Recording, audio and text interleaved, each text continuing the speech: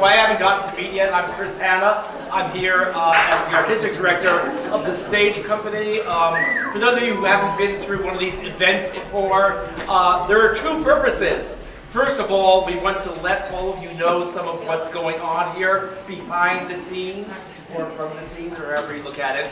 And secondly, in case you haven't noticed, it's summer. And summer is time to drink a little bit, eat a little bit, to drink a lot of a little bit sometimes. But in any case, to do things a little bit differently, to change them up. And what we're talking about tonight as we get ready for this amazing theatrical artistic experiment that's happening with Festivents next week is certainly a new way of looking at performing, and certainly performing Shakespeare. I hope that for those of you who have this is your first time to the Wells, that you are back here again as we pursue our regular season. And as we go forth for this project next week, I'm going to introduce you to Patrick Mullins, who's our director for the show. He's our associate artistic director for Virginia Stage, and he is now heading our new division of the Stage Company, which is called Shakespeare Out of the Canon. Which is a new way of exploring Shakespeare and performance across the community, and Patrick will be telling us about all of that in one of the sillier but nice t-shirts, I have to say. I don't know how you react to that.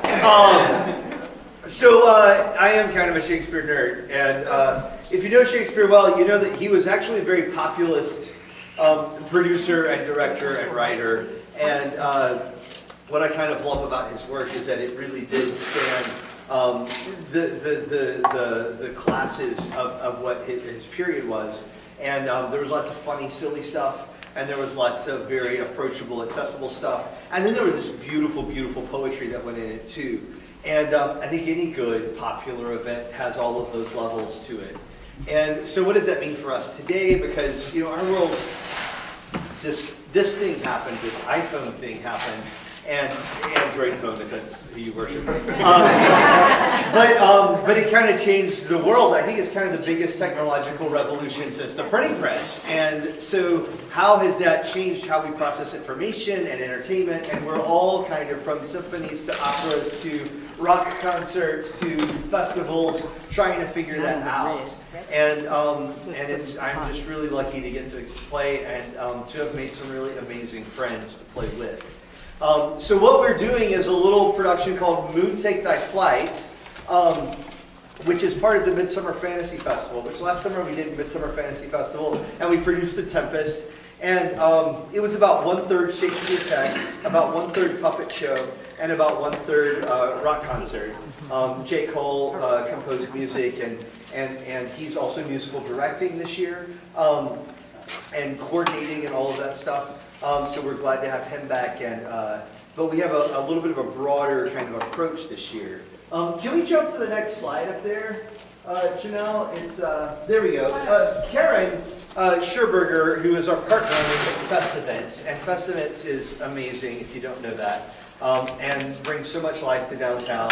And you know, there's so much I love about our area, and a lot of it has to do with the water.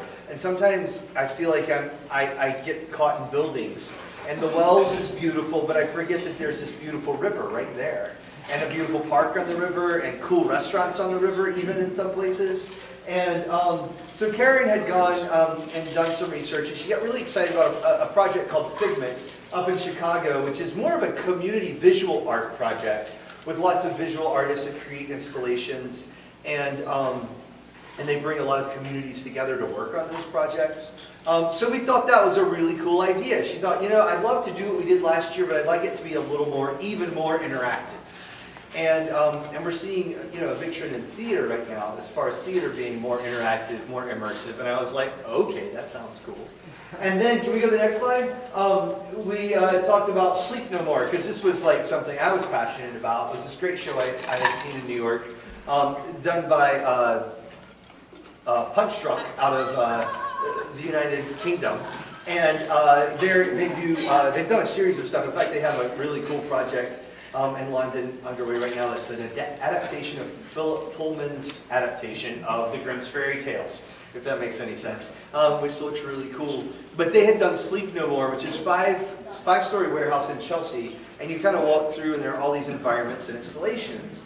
And so we said, hey, wouldn't that be cool if we created installations that had to do with Midsummer, and then we programmed it with characters and pop-up performance. And Sleep No More is a derivative of, I can't say the title because we're in the theater, but the Scottish play, if you know what that play is. But it's kind of a mishmash of that and Hitchcock.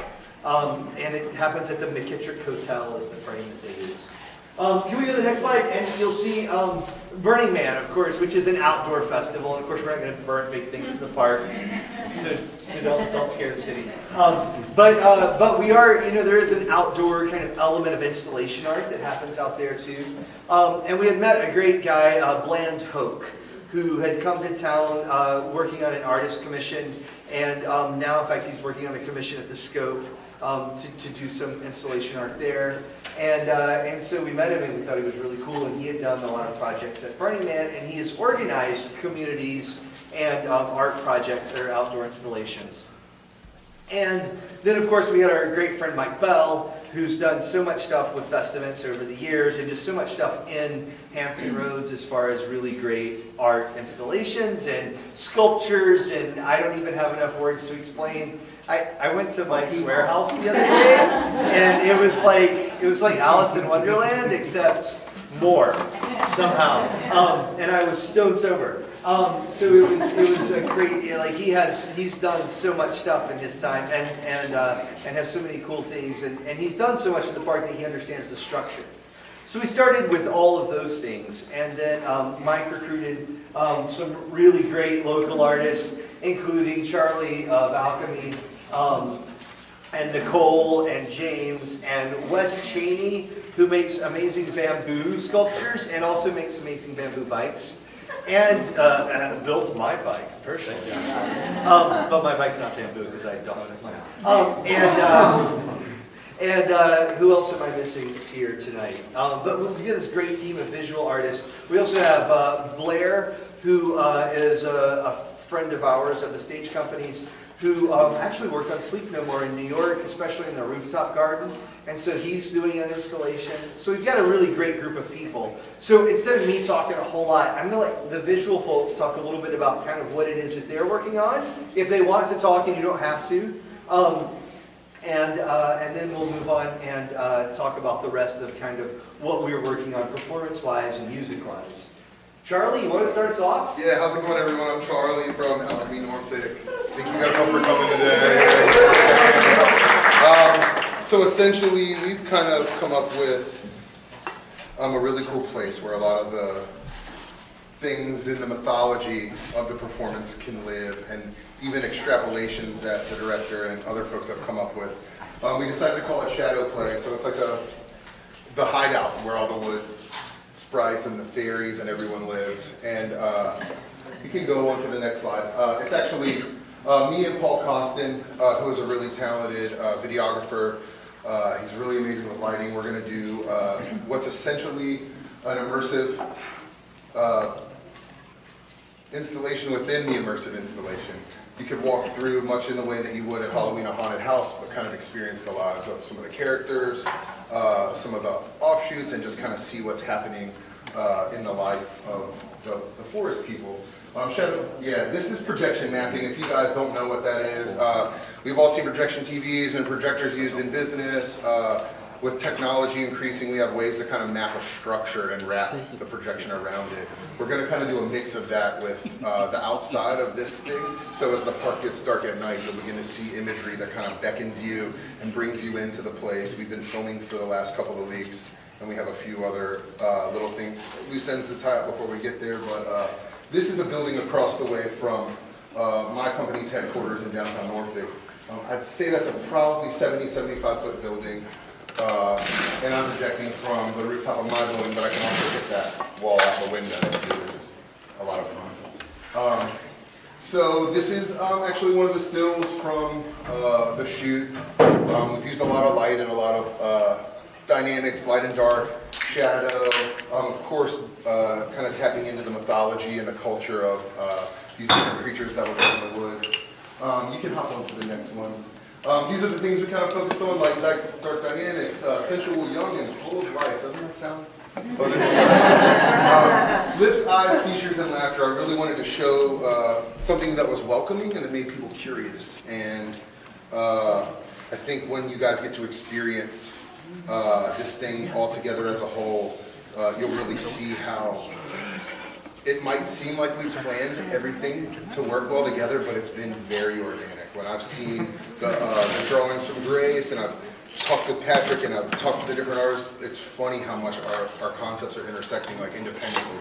So it's a really kind of genuine feeling of cohesion. You guys will really get to enjoy it. It's next weekend, right? Yeah.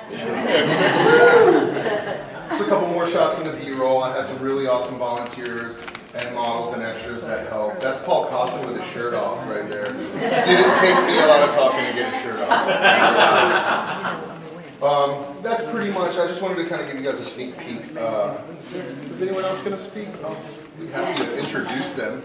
Wes, are you going to talk a little bit? Wes has a pretty cool skill set and vision, and I was really excited for him to kind of get involved with what was going on.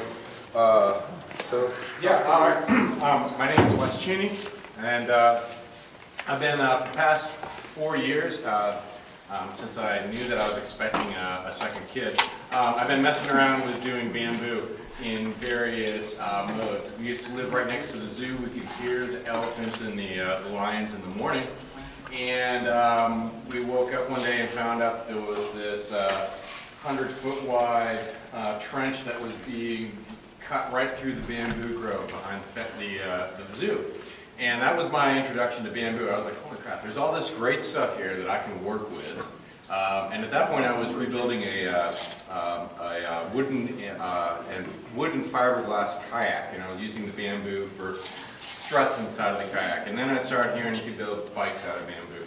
I've always been a really big biker. It shows it's under my skin. So I do, and I ended up at the Bamboo Bicycle Studio in Brooklyn, New York. Built a bike there. Started my own little company called Bello Bamboo. I don't build bikes very fast, but they're really, really beautiful, and there's a lot of people who love riding them. I also do a lot of work over at 757 which is in a fantastic a century-old trolley barn. It's where they used to repair the streetcars that went along the tracks here.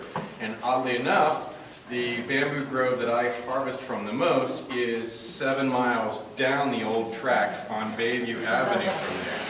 So I drive down to Bayview, and there's this 80-year-old grove of bamboo that was planted about the same time that the Norfolk Zoo planted their bamboo.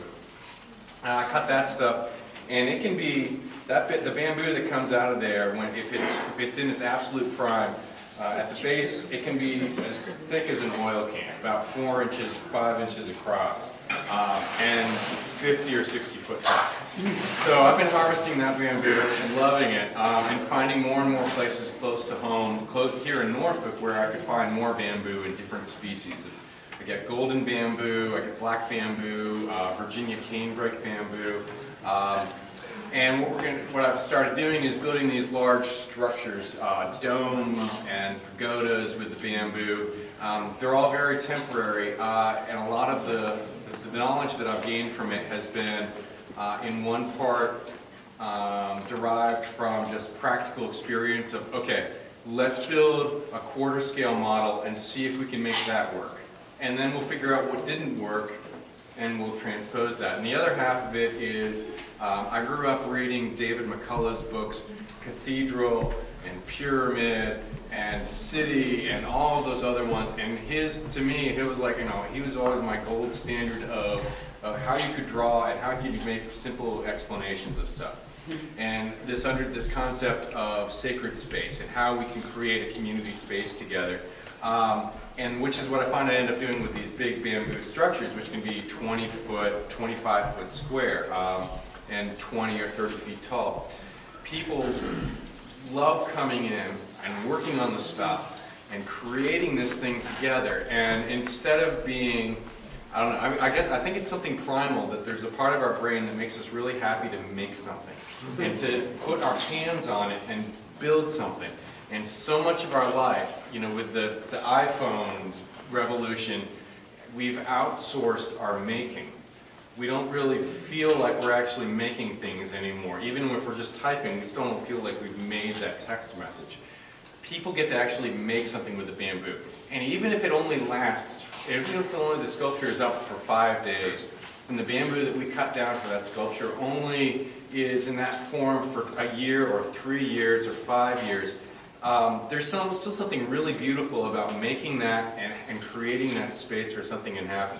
Which brings me to the sculpture that I'm actually, the big one that we're focusing on for my installation is going to be a saddleback barrel vault. And I loved my art history. I was the guy who was like always asking questions, more and more questions in my art history classes. You know, it was like pendentives, piers, I love them. So if you take an arch, okay, this is an arch where you've got something like that. Now if you can continue that arch in a third dimension, you keep working it forward, now you've made a vault. Okay, so if you have a saddleback, all right, if you think of it as a saddle, the curve is like this, but it's also curved this way as well. So you can look at the saddle in 2 different ways. And on a saddleback barrel vault, the ends are taller than the middle, so there's a swoop. So we're going to be making that shape using bamboo that we've harvested just up the road here in Norfolk. Some of the pieces of bamboo are going to be 40 or 50 foot long, and we'll be lacing it together, and initially it'll be this big skeleton. And some portions of it will be 25 foot tall, some portions of it only will be about 12 foot tall. It'll be the entrance through which people walk and enter into this whole experience.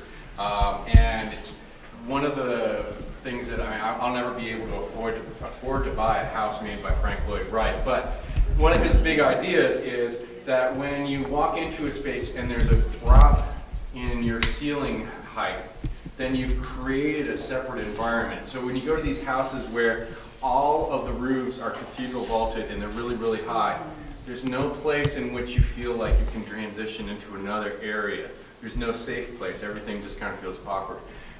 When you have that drop, when you enter through an archway, then you're saying, I'm somewhere else, I'm somewhere new. So that's part one. Part two, the other project that I'm working on is what's called a human-powered orrery.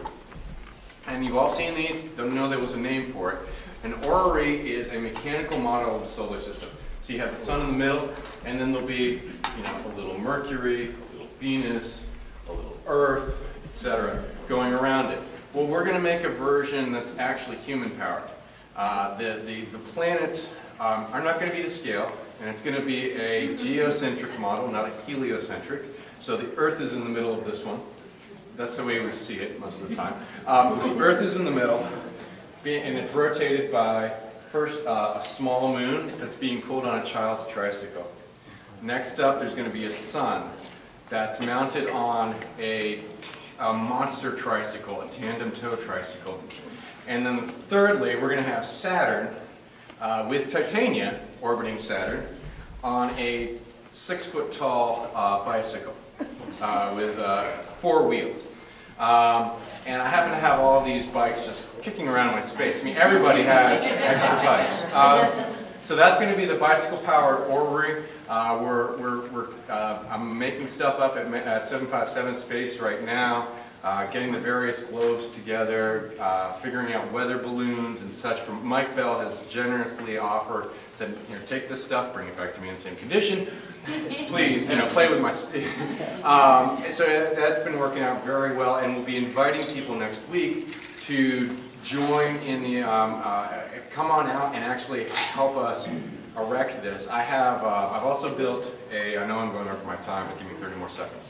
I've also been building for the past couple of years bamboo pavilions at the Tri-Community Garden, which is behind the Church Street farm market. 5 Points Farm Market. 5 Points, which is no longer at 5 Points. But it's Right. Yes, that's it. or Goff Street, I think is the other name, Goff Street. So that's 26th Street and Church. Fawn Street. What is it? Fawn Street. Fawn Street, okay. So you'll see, if you happen to go over there, you'll see this 15-foot tall, 25-foot wide, looks like a bamboo mushroom. It's half of a geodesic dome suspended on about half a dozen bamboo pillars. And so in its shading our central seating space at the garden, and it actually kind of just shakes in the wind just a little bit. It just kind of like shivers back forward one way, and then when the wind stops, it sags back. And then when the wind starts up again, it goes, moves a little more. And then it comes back. And it's just this beautiful shake to it. So that's one of the other big pieces I've done. That was me, Wes Judy. I'll pass over to Mike Bell or Patrick. I'm going to be a lot more simple than this, because I haven't really planned anything. It's there, but Shakespeare came out and everybody yelling trees, so I decided I'm going to do a big tree. So it's going to be a big tree, and it's going up in the middle of the big tent that's sort of portable right in the center. And I've got little lightning rods coming out through the side, maybe fabric, I hope it works. And there's a big fountain in the middle. It's going to shoot this stuff light up through the center of the tree. Probably be better at night than the day. But if you don't like it, you can get drunk because it is the bar. The more you drink, the better it's going to look. So that's mine.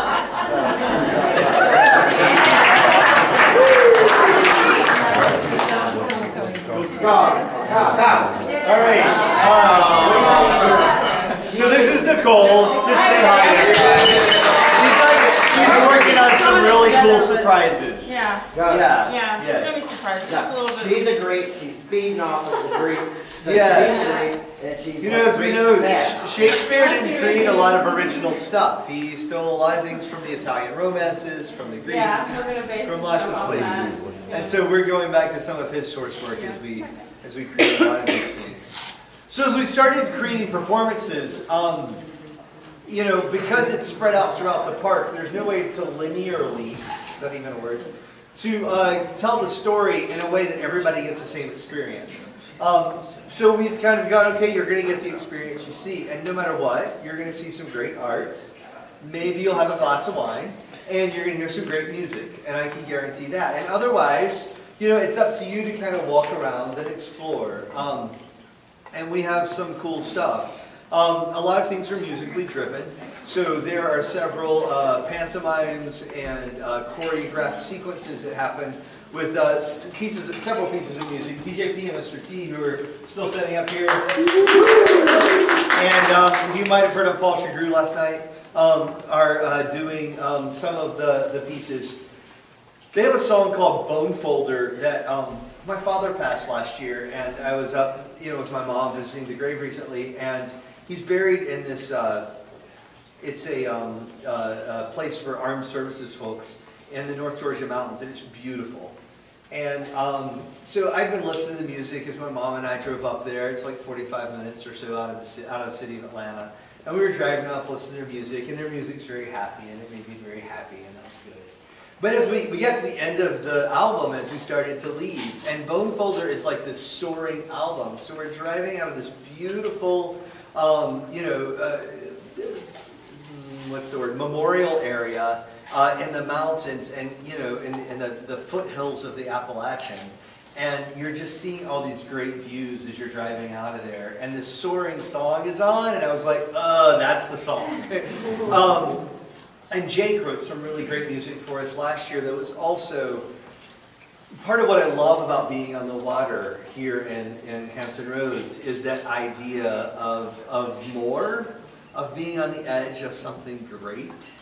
And I think you get in landlocked areas and you kind of forget that. And so I wanted to tap into that. And of course, Tempest has a lot to tap into about the great unknown and the great beyond and the great magic. And a lot of that same stuff is also in Midsummer. And we wanted to recreate some of the big puppet sequences, but with different puppets. We have a whole different thing. Donovan Zimmerman of Paper Hand Puppet and his partner Jan have created these great puppets for years. You can see this leaf lady that's right here. She's part of Titania's troupe. And the big hand, that's the moon's hand, because the moon has hands. You know? So there's some really great stuff that we're playing with there, and you're going to see the man in the moon, which I can't even quite tell you what that is, but we started rehearsing it last night really hard, and it makes me tingle. So that's really good. Tinkle thinking about it. So lots of good stuff there. And then there are, instead of concentrating so much on the politics of the parents that are in Midsummer, in Moon we really explore the lovers and their search for each other. And then kind of the fairy world with Oberon and Titania. Moon, Take Thy Flight being the title, we specified and kind of focused in on the moon because it's this idea of transition. You know, if your world's like mine, it is always changing, if you want it to or not. And the things that you were really into last week are really boring this week. And the things you expect to happen don't happen like they did last week. And the cycles are changing. And we even look at the moon as if she's a she sometimes, because historically we've associated it with feminine cycles and whatever. But there's other older mythology that connects the moon to a man. And so I didn't know where to go with all of that. And then I kept looking at this transition, the cycles, the changes, and we're always searching for this restoration of balance. So with the fairies, with the lovers, with the art, heard a lot of what these people have talked about even explores this, especially Charlie's stuff. This idea of what's balance, of how do we find center in a world, in a universe that's always changing as our chemistry changes. I turned 40 last year. I turned older than that this year. And you're always, like, your body doesn't work the same way. You have to find new cycles, and that's kind of beautiful. And it's the same way in love and in relationships and in nature and in everything. And so we're kind of exploring that. And the fairies, some of them are still making up their narratives, and we're still kind of focusing on what those specific things are going to be. But as you come, we have about 7 installations that'll happen the same way at various times. The park opens at 6, and you can come and just look at visual stuff. And there'll be some music. At 7:30, then the fairies kind of start taking over the park. And we've got like a 1-hour loop that happens a couple of times, but lots of things happen concurrently and in different places. So you kind of have to hang around. Maybe even like if you see a fairy that looks interesting or a character, or you see Lysander or somebody, just follow them. And you might find something interesting at the end of following Lysander. Or you might just find a different water view you've never seen before. I don't know. Or a cool piece of art, or a different part of the installation. But follow some things around. That's a great way to explore things. What days? I'm sorry? What are the days? So it's Friday, Saturday, Sunday, the 25th, 26th, and 27th. Park opens at 6. Fairies start taking over at 7:30. And then at 9:30 every night, there's kind of a finale, a culminating activity where the lovers kind of come and we restore balance, and the moon actually takes a flight, and the man in the moon shows up. And then the sun comes up in the morning, and then that's kind of the end of our night. But there's a lot of cool stuff that we're playing with. Usually as a theater director, I go in and I know what everything's going to be because the set designer said it's going to be like this. And, the technical director assured me that we would get this done on budget and under time. And there's a lot of loose ends, and it's so exciting because we're all kind of creating on top of each other. And I expect that even next week, some of these guys are going to go, oh, well, I added this to my installation. And one of the fairies is going to go, oh, that's perfect. I want to do that. And so, we'll keep adding layers. We're glad to have so many community partners with us, a really great crew of volunteer actors and some older friends actors, and also Core Theater, who's working with us, and they're doing a little installation that is kind of an interpretation of Bottom's dream and his dance with Titania, and our friend Levi Hull is playing Titania, and there are a lot of things where we're kind of exploring balance and what that is, and it's really kind of beautiful. There's a fairy rave in the crab pot, which should just tell you just enough to be really excited and really scared, but mostly excited, because it's going to be really cool. And then there are some really beautiful sequences that our friend Amazaka is choreographing. Our friend Laura Agadella has been working with the Mechanicals and creating the play within a play, which will happen around the bar area a couple of times before the end of the evening's over. So lots of really cool things. And then also some really great music. A few different musicians. My friend Logan Laurent has a music project called Carousel, and Logan's here.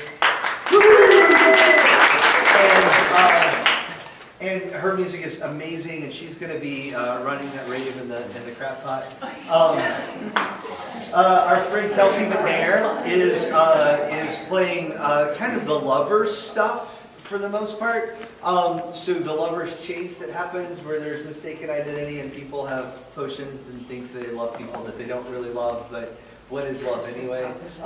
So she's doing some of that music along with Jake Cole, who has produced her latest album, and Jake Cole being music director for the whole thing. And he'll be playing some of the pre-show stuff too, just his personal work. And then DJP and Mr. T with Bone Folder and The Wheel and some other stuff are going to be kind of laying some of the bigger tracks for the finale and whatnot. So that's kind of an overview.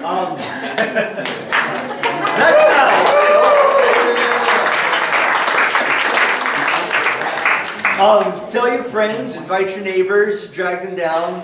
It should be a really good time and a different sort of time. And I think a really special sort of time. The Festivants folks are here. Ted, if you'll wave at people. If you have questions about Festivants, you can talk to Ted. Karen's on her way back from DC, but she sends her love. And we're really, really grateful to have them as partners. These guys are going to spend just a little bit more time setting up, and they're going to play a few songs that they'll be playing in the park. So if you want to, grab another drink and hang out, and we'd love to have you stay. Thank you so much for spending time with us tonight. Is there anything else? Have a great night.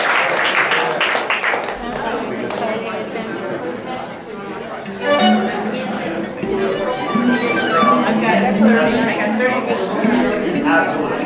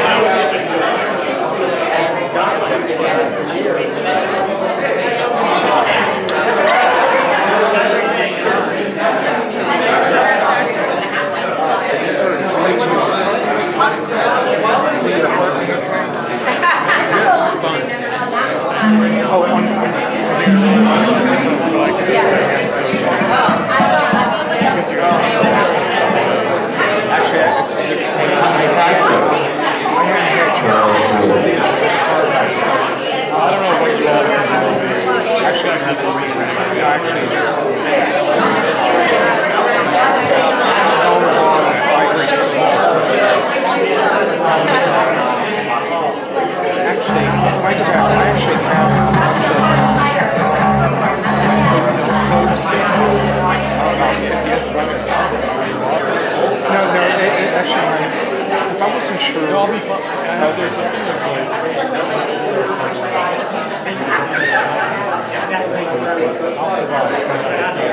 If you want to bring the bar tomorrow,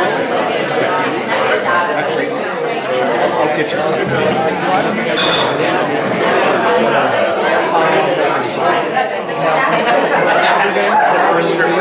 Saturday, because I'm sitting around leave about 5 Just stay on the table. Or don't worry about walking. Because I'm getting up and heading to on Saturday morning, so I'm going to be leaving at 6. So I'll just come up there and lock it. And so yeah, just leave the key and just close the door. Well, actually, I'm in the building. I'm on the simple. How about this?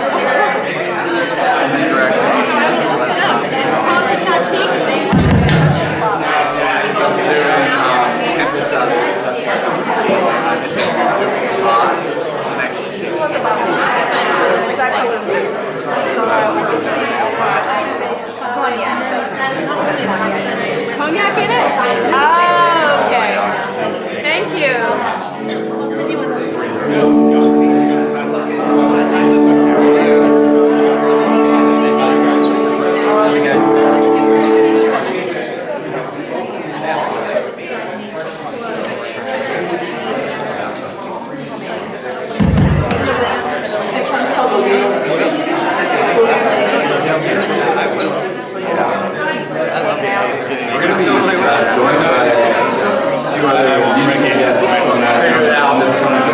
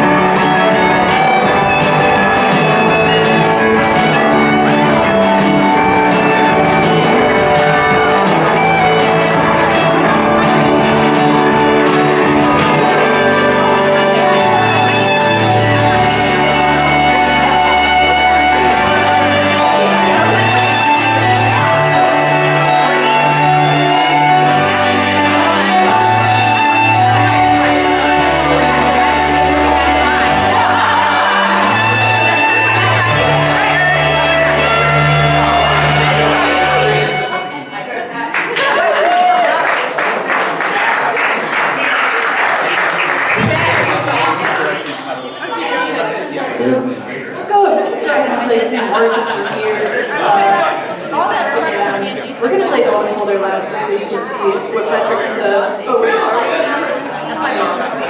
So you can see what Patrick's talking about, or if you want, you know, wait till next week.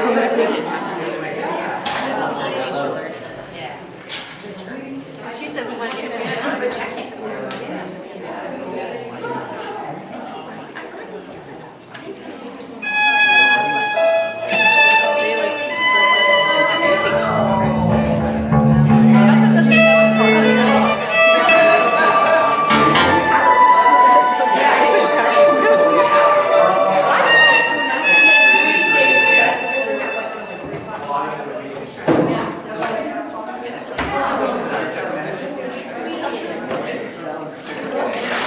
Fantastic acoustics. Sounds so good in here. So nice.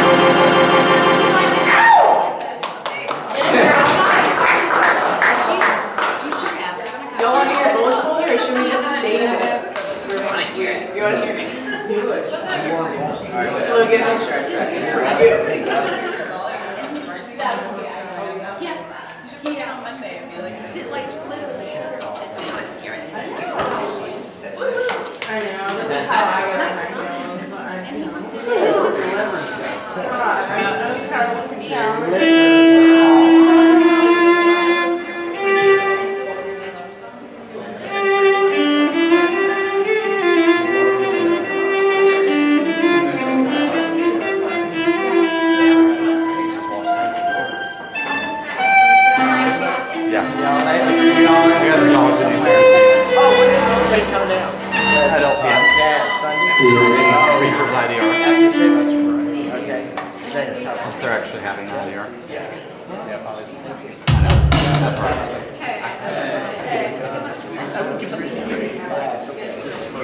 Mr. Shelley told me to. I have my voice on. I'm like,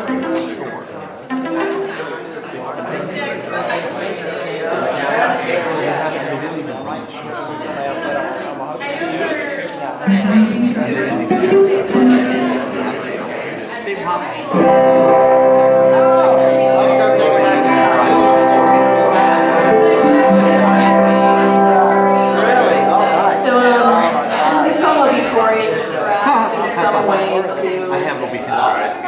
what it'll be doing And I this didn't weekend. The only reason I'm going is Brittany wants me there. We're so excited. She's wants, yeah, she's asked if I was coming up, but I don't know. I have tickets for the weekend. I have tickets for the weekend. Because I'm here, I'm at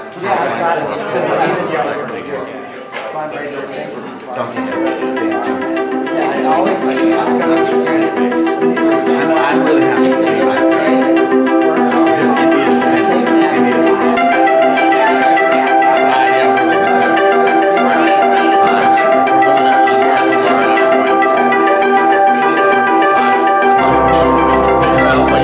Yeah, well, I realized I originally made that night that we were going to do that scene next Thursday. I might not be in contact with, but I didn't even get my next time. I wanted to join.